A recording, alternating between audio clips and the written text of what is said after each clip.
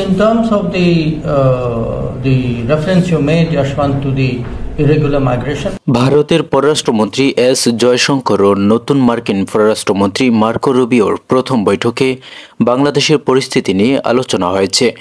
বুধবার ওয়াশিংটন ডিসিতে দুই পররাষ্ট্রমন্ত্রীর দ্বিপাক্ষিক বৈঠকের পর এক সংবাদ সম্মেলনে জয়শঙ্কর জানান, বাংলাদেশ নিয়ে সংক্ষিপ্ত আলোচনা হয়েছে, তবে এ বিষয়ে বিস্তারিত জানাতে অস্বীকৃতি জানান তিনি।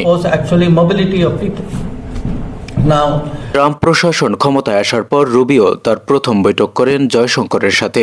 ভারতের পররাষ্ট্রমন্ত্রী জয়শঙ্কর ট্রাম্পের অভিষেক অনুষ্ঠানে অংশ নিতে এবং কোয়াড বৈঠকে যোগ দিতে ওয়াশিংটন সফর করেছেন। ট্রাম্প প্রশাসন তাদের প্রথম মেয়াদে কোয়াড উদ্যোগ গ্রহণ করছিল, যা পরবর্তীতে বাইডেন প্রশাসন নেতৃত্ব পর্যায়ে উন্নীত করেছে। কোয়াড বৈঠকের পাশাপাশি ওই দিন মার্কিন জাতীয় নিরাপত্তা উপদেষ্টা মাইক ওয়াল্টেজের সঙ্গেও জয়শঙ্কর দ্বিপাক্ষিক বৈঠক করেছেন। মার্কিন নেতৃত্বাধীন কোয়াড 4 দেশের একটি নিরাপত্তা সংলাপ, যা প্রশান্ত মহাসাগরের চীনের প্রভাব মোকাবেলার জন্য গঠিত হয়েছে।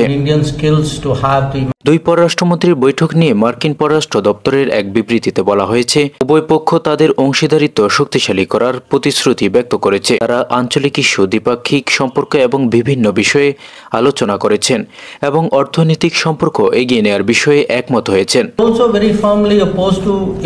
হিন্দুস্তান টাইমস পত্রিকার প্রতিবেদনে বলা হয়েছে, ট্রাম্প প্রশাসন ভারতের সঙ্গে অনিয়মিত অভিবাসন সংক্রান্ত উদ্বেগ মোকাবেলায় কাজ করছে। তারা গুরুত্বপূর্ণ ও নয়া প্রযুক্তি, প্রতিরক্ষা সহযোগিতা, জ্বালানি এবং মুক্ত ও স্বাধীন ইন্দো প্যাসিফিক অঞ্চল প্রতিষ্ঠার বিষয়ে বিস্তারিত আলোচনা করেছেন।